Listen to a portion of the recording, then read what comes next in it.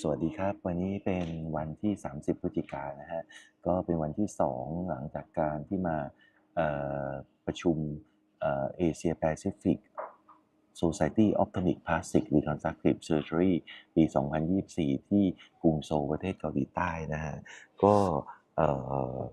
วันนี้ก็ประชุมเสร็จแล้วครับตอนนี้อยู่ที่สนามบินอินชอนกำลังจะเดินทางกลับประเทศไทยมีเวลาเนี่ยจะขอเอา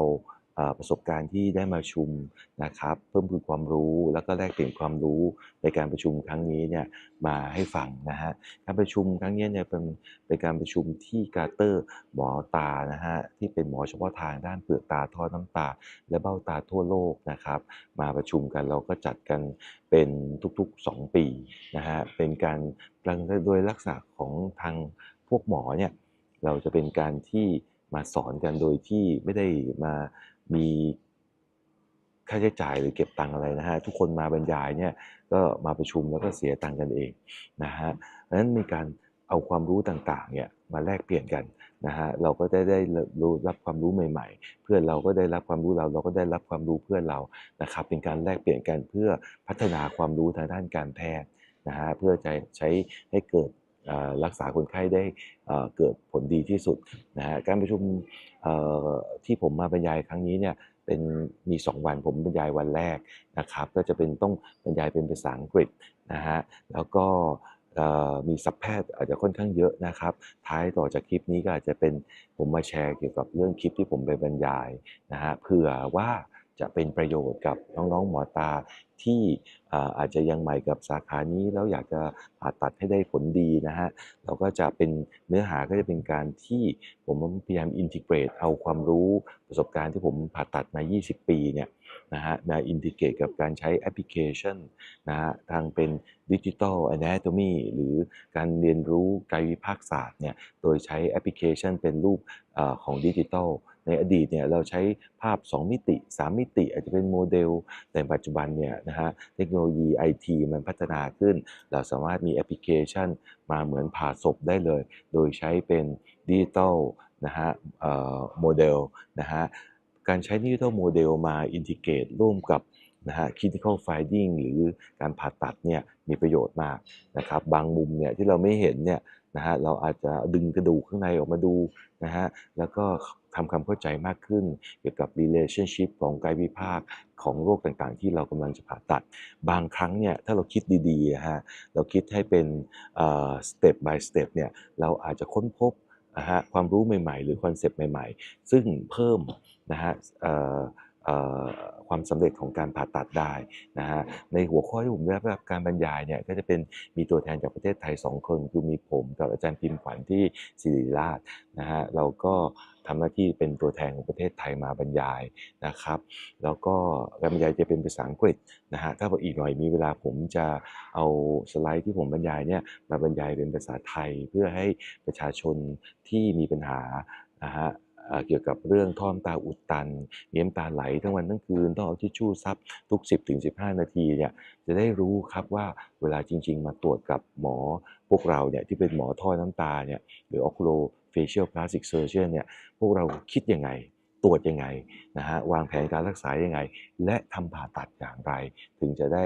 ทำให้หายนะครับแล้วก็ลองดูนะครับก็ถ้ามีอะไรติชมก็บอกได้นะครับถ้าชอบนะช่วยกดไลค์กดแชร์ให้ด้วยนะครับเพราะว่าจะได้ทำให้ช anel เนี้ยนะฮะเติบโตขึ้นแล้วก็ได้หวังใจว่าช anel ที่ผมสร้างขึ้นมาเนี่ยก็จะเป็นความรู้นะครับพื้นฐานพยายามทำให้เข้าใจง่ายๆประชาชนทั่วไปหรือคนไข้ที่มีปัญหาเนี่ยหรือคุณหมอตาที่สนใจสาขาที่เนี่ยอยากจะทำผ่าตัดพวกนี้เป็นนะครับจะได้มีข้อมูลนะครับเอาไปเรียนรู้แล้วก็ฝึกนะฮะมีอะไรสงสัยก็มาถามกันได้นะครับส่ง text message มาถามกันได้ผมก็ยินดีให้คำปรึกษานะฮะลองดูนะครับ Actually, our next speaker comes from the land of smiles, Dr. Nattawut Wanumkarng. And so he'll be presenting a very interesting topic about unveiling the flat and bone concepts through digital endoscopic Dacryocystorhinostomy in modernized approach. Thank you. Good morning, dear friends and colleagues. My talk today, I would like to share some of my experience about use digital endoscopic DCR to apply the understanding about the clinical finding in my DCR. The content of today is how digital endoscopic DCR revolutionize the understanding the hidden anatomy and unveil hidden the concept. For the past 20 years that I start to do the DCR, initially in the beginning year, the success rate is not that high because the concept of the flap and the bone osteum creation is not that so good. By the time, by the experience, learning from the mistake, learning from the failure, we got the improvement of the success rate accordingly. The first one is a bone concept. In the old conventional technique that we use to learn about the anatomy, we use the two-dimension and three-dimension bony structure for learning. Sometimes we use a pen light to put in the skull. We saw the thickness of the frontal fossa of the maxillary bone. That's all we have learned from the old day. Nowadays, we do have the digital anatomy application. We can use and apply the digital anatomy to learn about the lacrimal sac and the surrounding surface bony anatomy. We can use like an endoscopic view, remove the nasal mucosa and try to see the bone, the frontal fossa, lacrimal bone in all aspects. We can rotate and see deeply about the intracanalicular canal, see the bone, frontal fossa, the lacrimal bone, and isolate the bone and see in all 360 degrees. The ethmoid bone, we can take them out and see the relationship, see the ancillate process and the acronacy cell. So we can see the inferior nasal concha also. All the bone, all the relationship is very important when you are the surgeon. If you are the beginner,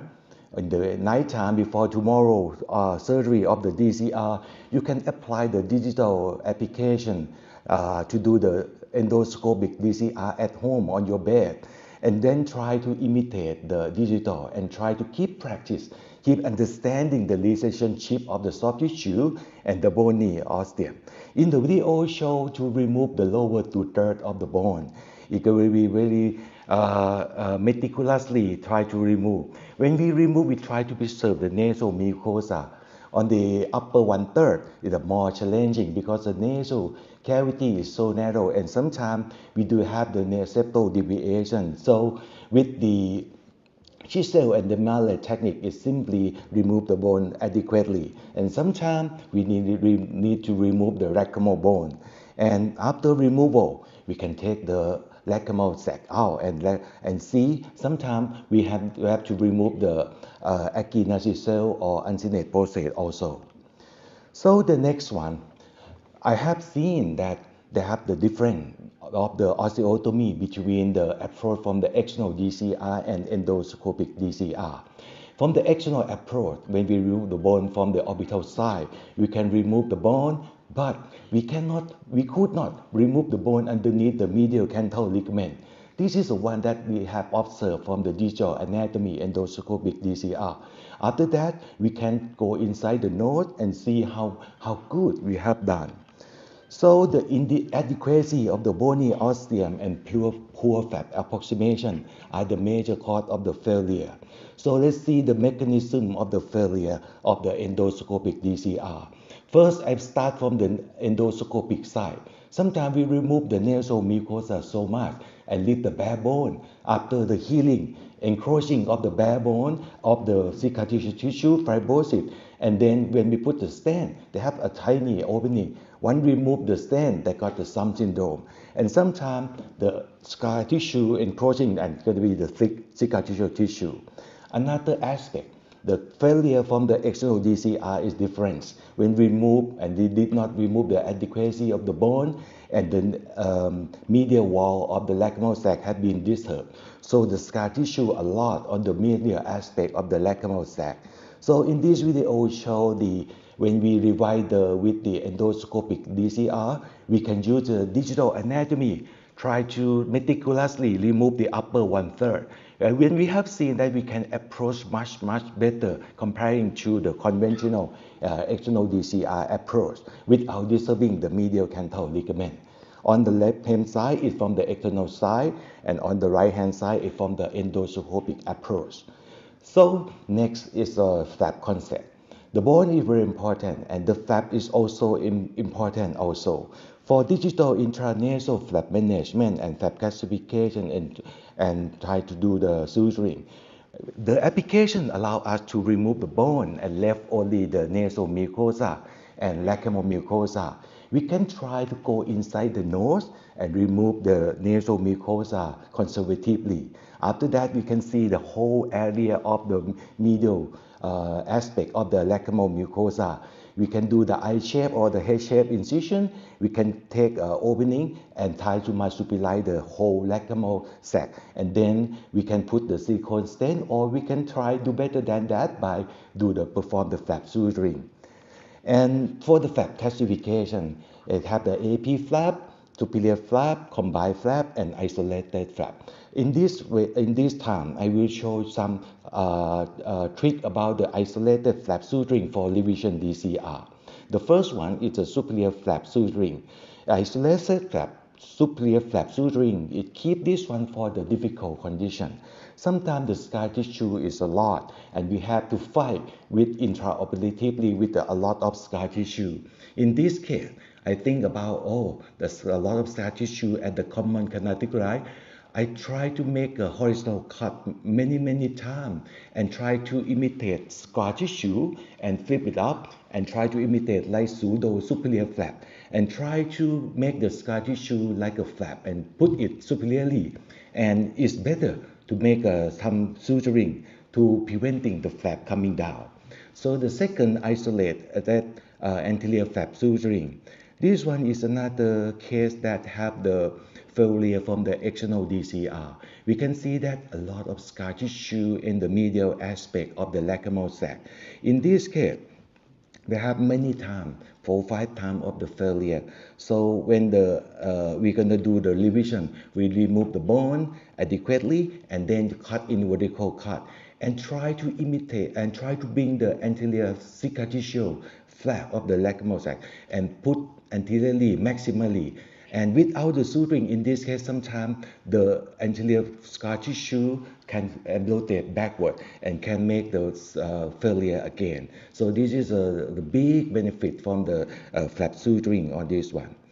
The future suturing that I have tried is a continuous interlocking flap suturing. In this case, I think it may consume some time, but if you keep practice,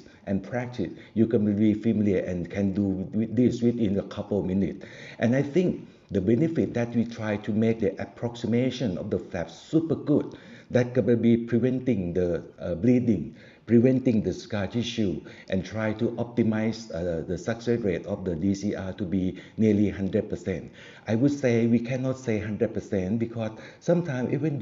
we do the good bone, we do the good flap approximation by the flap suturing, sometimes the unusual circumstance like scar tissue come unexpectedly. So by conclusion, digital anatomy is a game changer in simplifying hidden and complex anatomy. Integration digital work tools with endoscopic technique enhance precision. And modern tools are not just accessory, they are the new vision for success in delicate surgery like the DCR. Thank you. Thank you, Nattawut.